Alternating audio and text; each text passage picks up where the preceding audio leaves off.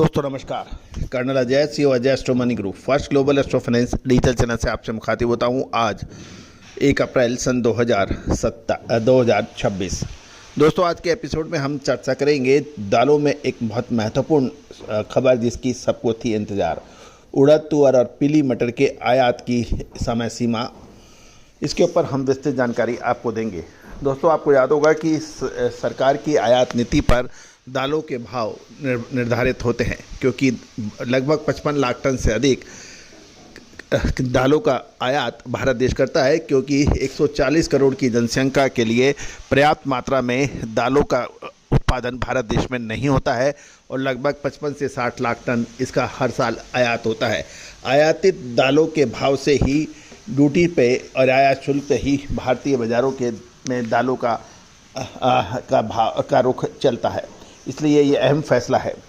खबर निकल के आ रही है कि घरेलू बाजार में दालों की पर्याप्त उपलब्धता सुनिश्चित करने और कीमतों को स्थिर रखने के उद्देश्य से केंद्र सरकार ने एक महत्वपूर्ण कदम उठाया है।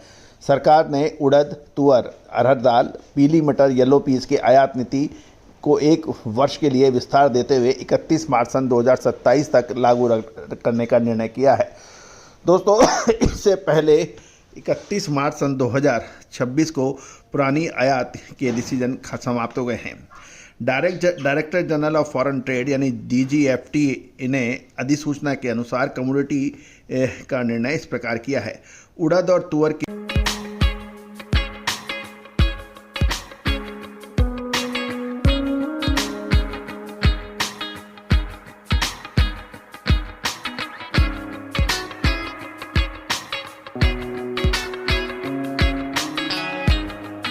फ्री आयात को 2027-31 मार्च तक जारी रखने का फैसला किया गया है।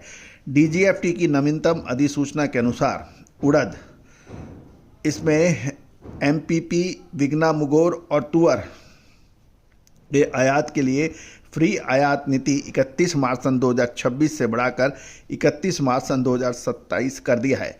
इसका अर्थ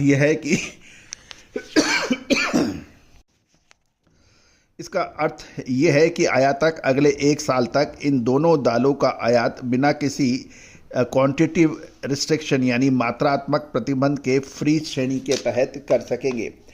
पीली मटर को में भी आयात जारी रहेगा और इस पे जो ड्यूटी यानी आयात शुल्क है वो यथावत रहेगा, यानी एज इट इज रहेगा। There is no change in this.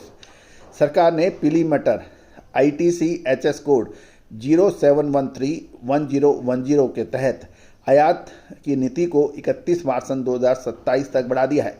हालांकि आयातकों को इंपोर्ट मॉनिटरिंग सिस्टम के तहत अनिवार्य रूप से अपना रजिस्ट्रेशन कराना होगा। ये सुविधा केवल उन कंसाइनमेंट्स पर लागू होगी जिसका बिल ऑफ लैंडिंग 31 मार्च सन 2027 तक जारी किया हो। टैक्स और ड्यूटी की बात करें तो आयात पर लागू कस्टम ड्यूटी में कोई बदलाव नहीं किया गया है। पीली मटर के आयात पर 10% बेसिक कस्टम ड्यूटी और 20% agriculture infrastructure and development cess पहले की शुद्धता ऐसी जो हर घर की पसंद बने। सुधा महेश ठक्कर, हल्दी के विश्वसनीय निर्यातक। आज ही संपर्क करें। तरह जारी यानी लागू रहेगा। कुल मिलाकर ये खबर चने के व्यापारी के लिए और चने के किसानों के लिए काफ़ी हद तक सकारात्मक है, क्योंकि पीली मटर के आयात पर चने के दामों में काफ़ी फ़र्क पड़ता है।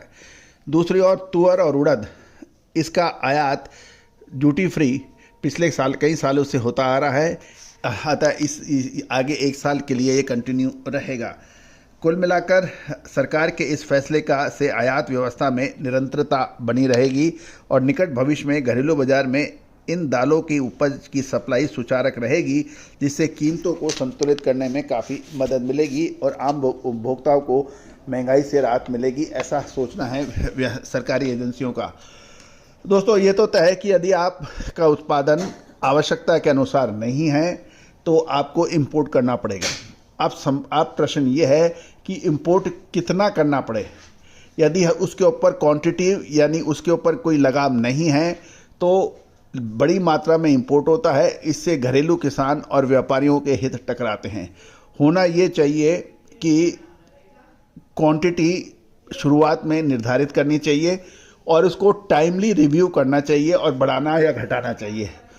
क्योंकि एक तरफा ये करना कि बगैर किसी क्वांटिटी रिस्ट्रिक्शंस के यदि आयात होता है तो जैसे ही भाव का ऊपर नीचे होना होता है तो बड़े आयातक बड़ी मात्रा में आयात कर लेते हैं और इससे भारतीय किसानों को की हित टकराते हैं। लेकिन ये भी ध्यान देने वाली बात यह है कि यदि दालों की कीमतें नियंत्रण में रहती है फिर भी यदि बड़ी मात्रा में आयात होता है तो इससे भारतीय किसान और व्यापारियों के हित टकराते हैं। सरकार को एक MRP और MSP दोनों ही निश्चित करनी चाहिए, यानी मिनिमम सपोर्ट प्राइस, जिसे MSP हर साल सरकार करती है, लेकिन MRP मैक्सिमम रिटेल प्राइस को भी निर्धारित सरकार द्वारा करना अपेक्षित है। इससे यह रहेगा कि ना भावों में कंट्रोल रहेगा। और होता यह है कि MSP तो सरकार द्वारा नियंत्रित है, लेकिन MRP यानी मैक्सिमम रिटेल प्राइस जो है वो अनियंत्रित है और हर कंपनी अपने हिसाब से मनमाने दाम चाल करती है। फ़ायदा कंपनियां, आयातक और बड़ी कंपनियों को हो रहा है। इससे ना किसानों को फ़ायदा होता है और ना ही उपभोक्ताओं को, और उपभोक्ताओं को बड़े दामों पे कमोडिटी खरीदनी पड़ती है और इनको नुकसान होता है। तो हमारा यही कहना है, MSP जब सरकार तय करती है तो MRP यानी मैक्सिमम रिटेल प्राइस भी सरकार तय करे और उसके सार्वजनिक इसकी घोषणा करे। जो भी उससे अधिक माल बेच रहा है, अधिक दामों पे बेचता है, उसको दंडात्मक कार्रवाई करे और MSP से नीचे जो माल खरीदना चाहता है उसके ऊपर भी दंडात्मक कार्रवाई करे। ये हमारा कहना है। दोस्तों, यदि आप व्यापारी हैं या किसान हैं, आपको हमारा ये सुझाव कैसा लगा? MSP एंड MRP दोनों को सुनिश्चित किया जाना आवश्यक है। दोस्तों, आपका क्या कहना है? हमारी ये मुहिम आपको कैसे लगी? All the very best, good luck, happy trading. मसाले, खुशबू और प्योर झाग, टेस्ट से भर दे हर जुबां पे स्वाद। एवरीडे मसाले, देश का स्वाद।